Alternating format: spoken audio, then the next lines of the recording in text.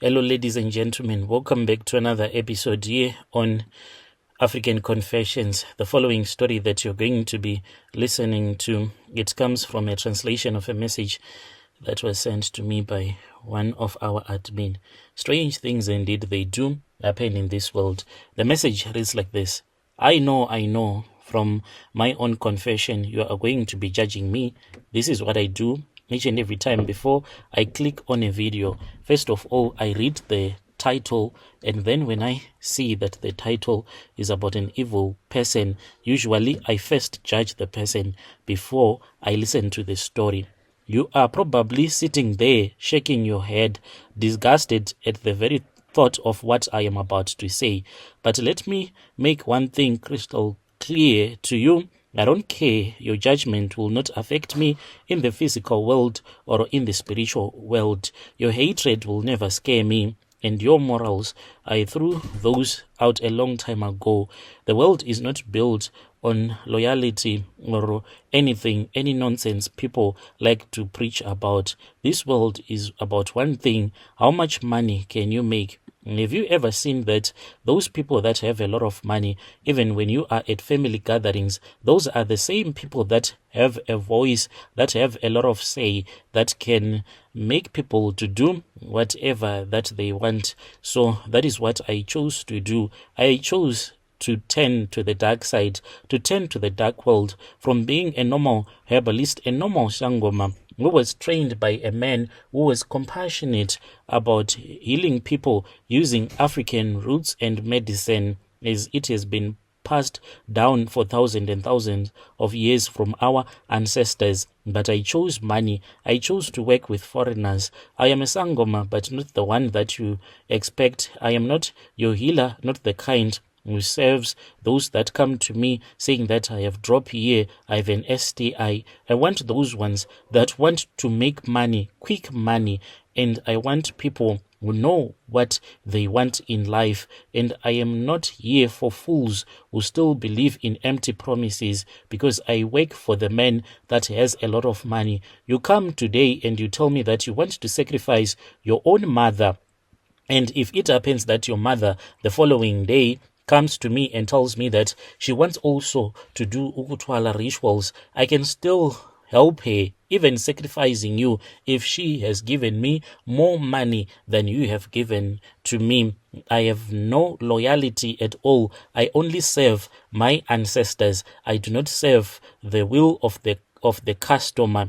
Yes, this means that I do work with Nigerians. The first time that I worked with them was a man who had came here to establish their own church, and they wanted me to help them with some local charms so that their gods can connect with our ancestors, so that people can flock to their church. I did not even care. All that I saw was the money that was handed to me in a very big bag, and I said it is far much better that I use my own people, my black South Africans, as the offering. Yes, it sounds horrible, does it not? But when I am driving in my car, it does not sound or look horrible. Let me tell you why I did it, and why I will do it again without hesitation. For years, I was just a regular sangoma. I had my small little shop in town.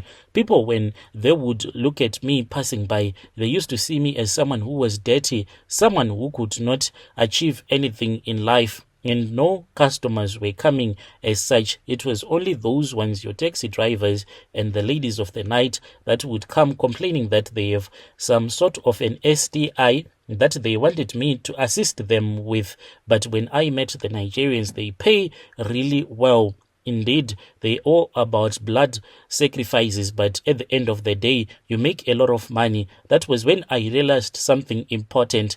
People do not care about you when you are a small-time herbalist. They only care about you if they see that you assist people and people are making money whenever they come to you. I then decided to switch the sides. The Nigerians came to me with a bigger proposition that I could not deny. Real money, rituals, one that would bring me wealth, power. And I never thought that I'll ever leave my country, but I found myself flying to Nigeria, where I was given a ring that I use in some of these blood rituals, and some of these rituals, indeed, they do demand human lives that we need to offer to the spirits for their gods. They are different from our ancestors. For theirs, they are always hungry.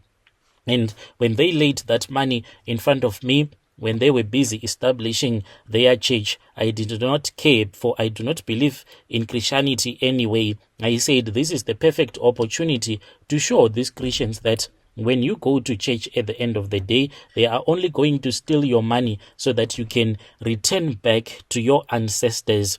So the first ritual, indeed, it was really brutal because I had to select one who had a disability from our community. He was a man who was paralyzed, a man that I had to sacrifice. So the mother used to come to me asking for some herbs. I gave him some herbs which were more like slow poison. The man was broken down slowly but surely. I watched as the gods, the Nigerian gods, were taking his spirit away, and he then passed away. After the death of this man, I swear to you that at that church there was a lot of people that was going there, a lot of money that was being passed around. And yes, as for me, the money kept on coming. So these foreign guys, they started communicating, telling each other that there is a sangoma in a certain community who can assist you. As long as you are brave enough, the man can assist you. Yes, here is the real truth, the one that none of you want to admit. I have been given a chance to make it in life by my ancestors, and I am proud to say by the Nigerian gods as well. They chose me out of the many sangomas that we have in this country. I made my choice and I will stand by it. I chose money over my own nation, over my people, because when you do not have money, you do not mean anything at all. You should see the house that I live in.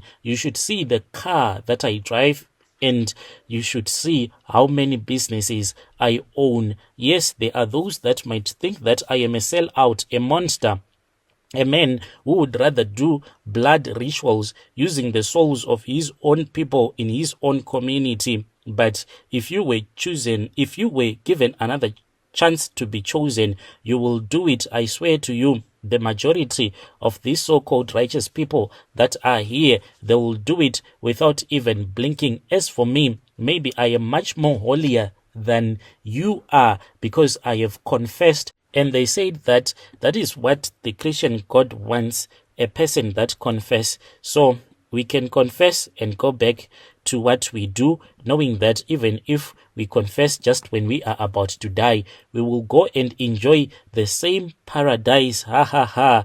Just imagine me enjoying my life here on earth just before I die. Then I confess. Then you meet up with me in heaven, having the same benefits. Whilst you were here on earth, I was much more richer than you were. This is what white people do all their lives. They drink, take drugs, be evil to black men, and when they are old, frail and sick, then they will confess all of their sins. Then they go to heaven. But you, Daki, you will always be suffering, and when you die, you will meet up with your boss again in heaven. Can you just imagine? That is what is going to happen to you and me. We will meet in paradise again. Dear listeners, right there was a message that was forwarded to me by one of our dear sister. That was the translation of the message that she received. Oh, brother, you are so wrong. What if you die in your sleep before you have the chance to confess? Where will you go then? Please let us try to speak with him in the comment section.